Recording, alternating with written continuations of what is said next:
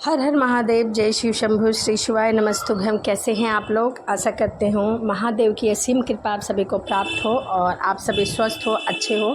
इसी कामना के साथ आज हम सुनेंगे श्रावण मास की कथा, अध्याय 8। ईश्वर बोले, हे सनंत कुमार, अब मैं समस्त पापों का नाश करने वाले बुद्ध और गुरु का वर्णन करूँगा, जिसे श्रद्धा पूर्वक करके मनुष्य परम सिद्धि को प्राप्त कर लेता है। ब्रह्मा जी ने चंद्रमा को ब्राह्मणों के राजा के रूप में अभिरिक्त कर दिया था। किसी समय उसने रूप तथा यौवन से संपन्न तारा नामक गुरु पत्नी को देखा। उसकी रूप संपदा से मोहित होकर वह कामना में वंशीभूत हो गया और उसे केवल अपने घर में रख लिया। इस प्रकार बहुत दिन बीतने पर उसे बुध नामक एक पुत्र प्राप्त हुआ। बुद्धिमान, सौंदर्यशाली तथा सभी शुभ लक्षणों से युक्त था।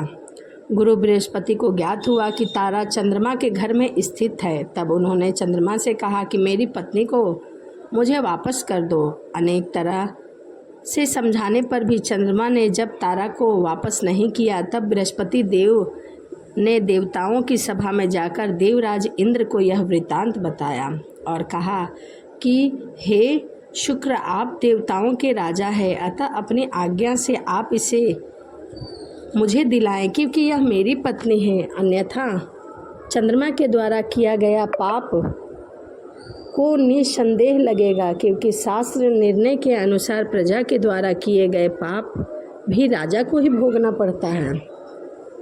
पुराण में भी ऐसा ही कहा गया है, दुर्लभ का बल राजा होता है। गुरु का यह वचन सुनकर चंद्रमा ने कहा, मैं आपकी आज्ञा से तारा को दे दूंगा, किंतु इस पुत्र को नहीं दूंगा। शास्त्र के अनुसार विचार करके देवताओं ने उस बुद्ध को चंद्रमा को दे दिया। इसके बाद गुरु को उदास देखकर देवताओं ने उन दोनों को वर प्रदान किया कि हे चंद्र, अब तुम घर जाओ और तुम्हारा भी पुत्र घर जाए। बृहस्पति का भी यह पुत्र है और तुम्हारा भी है। यह तुम्हारा पुत्र ग्रहों में प्रतिश्रेष्ठ होगा।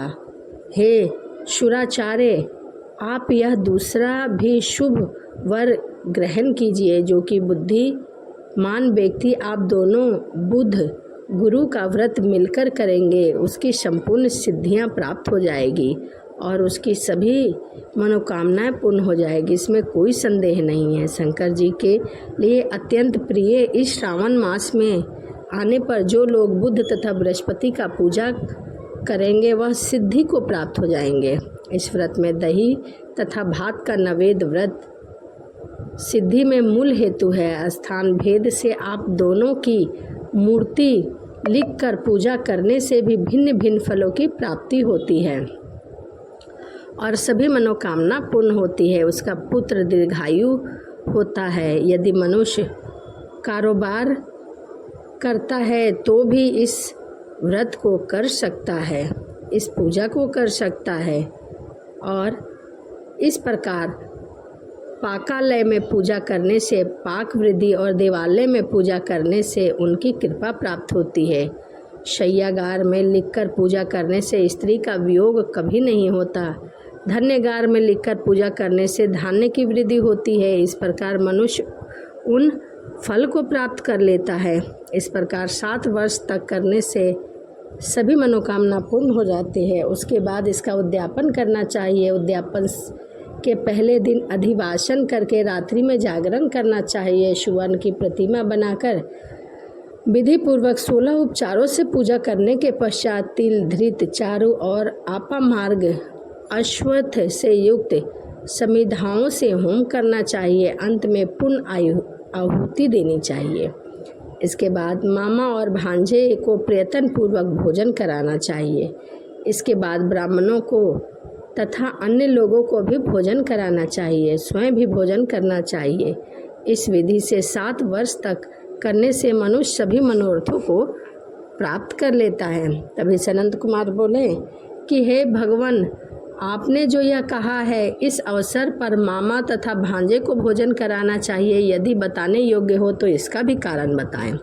ईश्वर बोले, हे सनंत कुमार, पूर्व काल में दीन तथा दरिद्र कोई 2 ब्राह्मण थे। वह दोनों मामा और भांजे थे और वह उद्धार पूर्ति परिश्रम पूर्वक भ्रमण करते हुए दोनों किसी नगर में अन्न मांगने के लिए गए। उनके घर में श्रावण मास में प्रत्येक वार को उस वार का व्रत होते हुए भी देखा, किंतु कहीं भी बुद्ध गुरु का व्रत होते हुए नहीं देखा गया। सभी व्रतों को किया जाता था, परंतु बुद्ध और गुरु का व्रत नहीं किया जाता था।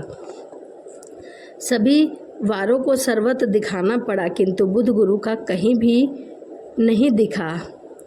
इस शुभ व्रत का अनुष्ठान आदर पूर्वक करे, किंतु सनंत कुमार इसकी विधि न जानने के कारण वह दोनों दुविधा में पड़ गए और रात्रि में उन्हें स्वप्न में इस व्रत की विधि भगवान ने बता दी। इसके बाद उन्होंने उसकी विधि के अनुसार व्रत किया, जिससे उन्हें अपार धन की प्राप्ति हुई। प्रतिदिन उनकी संपत्ति दिन दुगनी रात चौगनी बढ़ने लगी। इसे देखकर लोगों को बहुत ही आश्चर्य हुआ कि आखिर यह हुआ कैसे। सभी लोगों को ज्ञात हो गया कि इस प्रकार 7 वर्ष तक करने से वे पुत्र और पौत्र आदि से संपन्न हो जाएंगे। उसके बाद उनके ऊपर प्रसन्न होकर बुद्ध और गुरु भी प्रकट हो जाएंगे। उन्होंने उन दोनों को यह वर दिया कि आप दोनों ने हम दोनों को नियमित इस व्रत का प्रवर्तित किया है, हमें इसके बारे में बताया है। आज से कोई भी इस शुभ व्रत को करे। उस व्रत की समाप्ति पर मामा और भांजे को प्रयत्न पूर्वक भोजन कराना आवश्यक है। इस व्रत के प्रभाव से उसे सभी कामनाओं की परम सिद्धियां मिलेंगी। जो व्रत के बाद मामा और भांजे को एक साथ भोजन कराएगा और अतः में चंद्र सूर्य प्राप्त उसका हमारे लोक में वास होगा। तो यह हम श्रावण मास की कथा थी। इस प्रकार से स्कंद पुराण के अंतर्गत ईश्वरीय सनंत कुमार संवाद में श्रावण मास महात्म्य में बुद्ध गुरु व्रत कथन नामक 8वां अध्याय पूर्ण हुआ। तो यहीं श्रावण मास की कथा अध्याय 8 समाप्त होता है। इसी के साथ वीडियो को समाप्त करते हैं और आपसे मिलते हैं अगली वीडियो में। राधे राधे। जय श्रीमन नारायण। हरे कृष्णा।